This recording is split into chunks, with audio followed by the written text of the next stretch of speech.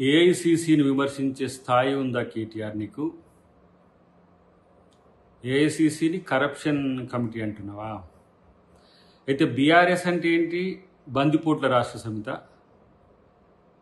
అవినీతిని ఆకాశాన్నంటే విధంగా తెలంగాణ ప్రజల్ని బందిపోట్ల కంటే ఘోరంగా దోచుకున్న బీఆర్ఎస్ పార్టీ, లేదంటే బీఆర్ఎస్ పార్టీ మీ నలుగురు నాయకులు ఈరోజు కాంగ్రెస్ విమర్శించే స్థాయికి వచ్చిందా? ఇలా దానం నాగేందర్ పేరు స్టార్ క్యాంపెయినర్లో ఉంటే ఇదేంటి ఇట్లెట్లా ఉంటుంది అని ఆశ్చర్యపోతున్నవే. మరి ఆ రోజు టీడీపీలో గెలిచిన తలసాని శ్రీనివాస్ యాదవ్ పేరు మంత్రివర్గంలో ఎట్లా ఉందో మీకు అప్పుడు సోయలేదా? కాంగ్రెస్ పార్టీలో గెలిచిన సబితాయిందర్ రెడ్డి గారి పేరు మీ మంత్రివర్గంలో ఎట్లా చేర్చుకున్నారో మీకు సోయలేదా? మీ అవినీతి గురించి మాట్లాడాలంటే రోజులు సరిపోవు.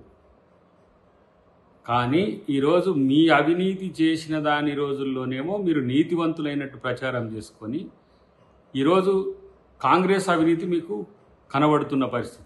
150 సంవత్సరాలకు దగ్గర వస్తున్న పార్టీ ఏఐసిసి. మీ పార్టీ ఆస్తులు, కాంగ్రెస్ పార్టీ ఆస్తులు చూద్దామా? ప్రపంచంలోనే నాకు తెలిసి అత్యంత అవినీతికరమైన పార్టీగా ఇలా బీఆర్ఎస్ వస్తుంది. ఒక ఉద్యమ పార్టీగా పనిచేసినామని చెప్పుకునే మీరు ఈ 10 సంవత్సరాల్లో ప్రజల సొమ్మును దోచుకోవడమే కాకుండా పార్టీ నిధులను కూడా పెంచుకున్నారు.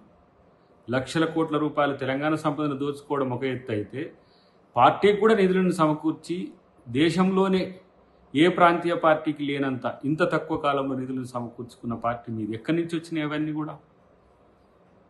ఇలా రాహుల్ గాంధీ ఆస్తులు ఏంటి, సోనియా గాంధీ గారి ఆస్తులు ఏంటి, లేదంటే ప్రియాంక గాంధీ గారి ఆస్తులు ఏంటి, మీ ఆస్తులు ఏంటి? దీనికి బహిరంగ సవాల్కి సిద్ధమా? మీ ఆస్తులు ఏంది, మీ పార్టీ ఆస్తులు ఏందని? కాబట్టి అవినీతి గురించి మాట్లాడే అర్హత కోల్పోయిన మీరు మాట్లాడుతుంటే ఎవరు కూడా ప్రజలు పట్టించుకోరు. ఏదో ఇక్కడ ఏంది జూబ్లీహిల్స్ ఎన్నిక జరుగుతుంది కాబట్టి ఆ ఎన్నిక చుట్టూ నిన్ననేమో ఒక ఆయన మూసీకి అయిపోయిండు, ఒక ఆయన హైడ్రాకి అయిపోయి దీపావళి చేసుకున్నారు. ఇవాళనేమో ఈయన కాంగ్రెస్ అవినీతి మీద మాట్లాడుతుండే, ఆయన బస్తీ దవాఖానలు తిరుగుతున్నాడు. మరి మొన్న బీసీల బంద్ రోజు మరి చెరొక ప్రాంతం ఎందుకు ఎంచుకోలే? అంటే ఇది మీ దమన నీతి, ద్వంద్వ నీతి. కాబట్టి ఇవాళ తెలంగాణ ప్రజలు తిరస్కరించినాక కూడా కనీస సోయి లేకుండా అవినీతి మీద, రాజనీతి మీద మాట్లాడే నైతికత కోల్పోయిందనే విషయాన్ని మీరు తెలుసుకుంటే మంచిది.